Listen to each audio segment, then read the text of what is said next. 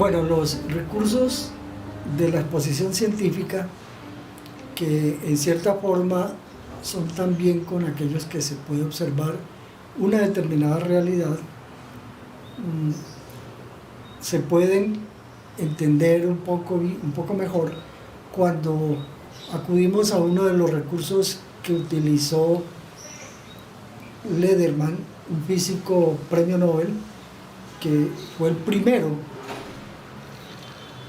que empezó a tratar el asunto del bosón de Higgs y lo expresó de manera divulgativa para que cualquier público lo entendiera a través de una metáfora. Esa metáfora consistió en, primero que todo, llamar el fenómeno que observaron durante tanto tiempo sobre las partículas, que ha sido el mayor quebradero o uno de los mayores quebraderos de cabeza de los físicos, porque las partículas son invisibles, especialmente el bosón de Higgs.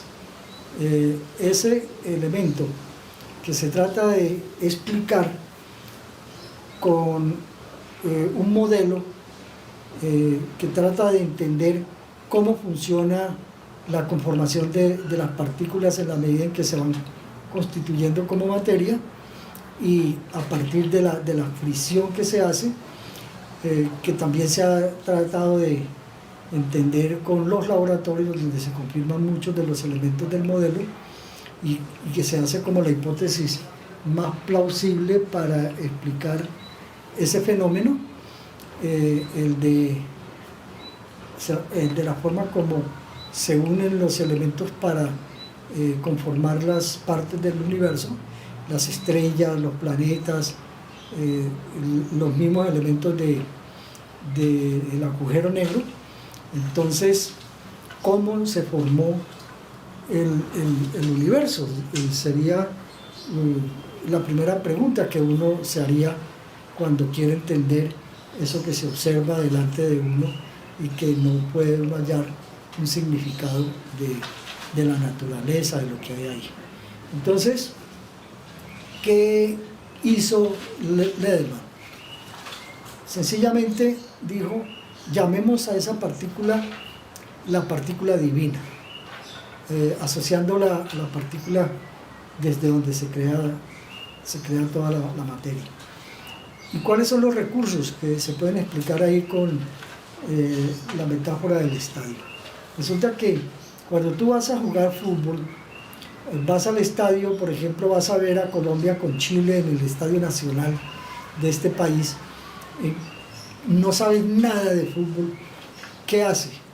Tu sentir, tu observación, ¿qué se te representa? Un caos, un desorden, la gente levantándose, otro moviéndose para un lado, para otro. En el estadio, cuando empieza el partido, entonces se forma aún más el desorden para tu ver, no para los terrícolas que ya han visto el partido y le encuentran sentido a eso. Resulta que cuando entonces estás con los penumbranos, que vienen del país penumbra porque casualmente ellos piensan y en cierta forma ven como nosotros, pero tienen un defecto en su aparato visual, y es que cuando miran no ven los contrastes de las cosas que están entre negro y blanco. Por ejemplo, no pueden ver las cebras, y como están en un estadio, entonces mucho menos van a ver el balón de fútbol, y quedan locos, quedan totalmente despistados. ¿Qué tienen que hacer? Lo mismo que hizo la ciencia a través de la historia y lo que hacen los científicos: aplicar recursos de comprensión del mundo y de escritura y de lectura también. Entonces tenemos el primer elemento. ¿Cuál es? El de cuestionar. Y el cuestionar es sencillo. ¿Qué es eso? ¿Qué ocurre ahí? Pues empecemos entonces con la primera pregunta: ¿qué es? Y para uno empezar a mirar, tiene que observar los diferentes objetos para irlos clasificando, ordenándolos por grupos, por categorías. Por ejemplo, en este caso tú puedes colocar los amarillos en un lugar, los rojos en el otro, que sería Chile, y los amarillos Colombia. y estás viendo ya empezando el orden inicial. Con ese orden de clasificación ya puedes empezar a hacer deducciones. Y una deducción es sencillamente en el choque brusco decir que se mueven en el campo explosivo porque los demás pelean entre sí. Y ese pelear entre sí se debe a otra razón, pero no sabes explicar muy bien, porque de pronto alguien ofendió a otro, en fin, no se sabe muy bien. Y luego vienes a hacer hipótesis alternativas que se van conjugando con la observación y dice, claro que sí, ha ocurrido lo mismo, cada que el de negro, ese señor que está ahí en el centro de la cancha también, ha pitado, y se forma entonces una trifulca cuando él pita. Entonces puedes predecir, deducir algo. Cada que este señor pita, como que se forma en algunos momentos una trifulca, pelean 3, 4 y hasta más, y se hacen contusiones, etc. Y tienes que confirmar, entonces espera que vuelva a ocurrir lo mismo, y si ocurre lo mismo estás confirmando unas hipótesis ahí alternativas que te van ayudando a organizar la mente, los datos que estás tomando. Pero además tienes que definir, así como viste que hay amarillos y rojos, entonces dices, bueno, estos amarillos son partidarios de los amarillos del piso, los que están en la tribuna. Lo mismo ocurre con los rojos. Los rojos entonces se entusiasman también y parecen ser amigos de los que están en la cancha como amarillos. Y así vas armando entonces el rompecabezas que se te ha puesto enfrente a ti para observarlo, y tienes que, una vez vas definiendo, describirlos.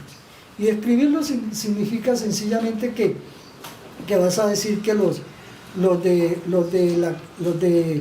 rojos tienden a ir hacia uno de los sitios donde uno que permanece ahí se lanza y coge algo. ¿Cómo lo coge? ¿Por qué lo coge? Los de amarillo luchan por hacer lo contrario, hacia la de allá, y el otro personaje que está ahí como en una especie de palos armados, entonces hacen lo mismo. En ese describir resulta que los estudiantes terminan viendo un detalle interesante, dos detalles interesantes, los que se ponen tristes y los que se ponen alegres, y van encontrando cierta correspondencia de unos con los otros. Cuando ocurre en la cancha tal cosa, ocurre en tal otra, y así siguen ordenando mentalmente todo ese caos. Ahora bien, los penumbranos hacen como lo que ocurre con mis estudiantes también cuando los mando a hacer una tarea de observación. Expliquen también dentro de lo que van describiendo o lo que van organizando en sus apuntes. Y ese explicar entonces tiene que ser algo invisible, tendrá que ser, los árbitros vuelven y se preguntan para ver qué es lo mejor que pueden tener como respuesta que les permite encajar todo ese movimiento de cosas, de choques, etc. Y de esa manera entonces predicen que la motivación de lo que ocurre ahí seguramente, y lo están diciendo hipotéticamente, es algo esférico. ¿Por qué razón? Y empiezan a explicar por qué razón la mano y la mano del arquero toma como la forma de un objeto esférico. Y así siguen haciendo elementos del modelo con que tienen que describirlo y explicarlo hasta llegar a la crítica. ¿Por qué eso es absurdo? ¿Por qué se pelean? Eso tiene que tener algo que les produce entusiasmo, tristeza, y ahí entonces en la narración se van a dar dando cuenta qué es lo que le hace sentir alegría o tristeza a los unos y a los otros, porque la escritura contribuye a ordenar la mente, es la mejor herramienta del ordenamiento mental. Y una vez valoran cuál es la hipótesis más plausible, entonces ya concluyen y dicen, es el balón, es el elemento esférico. Ellos no hablan del balón, pero hablan de un elemento esférico. Y es como ocurre con el átomo, así fue antes de que el átomo se fotografiara, las partículas de Higgs no se observan porque son como los neutrinos, carentes de forma, carentes de materialidad, pero generan las energías con las cuales, como si las partículas se fueran enlodando, unas con otras, enlodando, y van formando cuerpos diversos, y así es el universo, diverso, de tantos colores que hay que ordenar. Y cuando observas tú lo más elemental, ocurre lo mismo. Y lo más interesante, finalmente, es que encuentran que para cada posición de A hay una posición análoga en B. Y claro, sin duda, digo yo, ¿no?, encontrar lo más emocionante para un escritor de ciencia, encontrar aquello que da sentido a la narración de los hechos que se estudian. Cuando se encuentra eso, se grita de emoción también como el público en el estadio. Y así ocurre en la NASA. Cada que ellos descubren algo, se abrazan, se besan, se tiran al piso y se enloquecen de la emoción. Esa es la ciencia.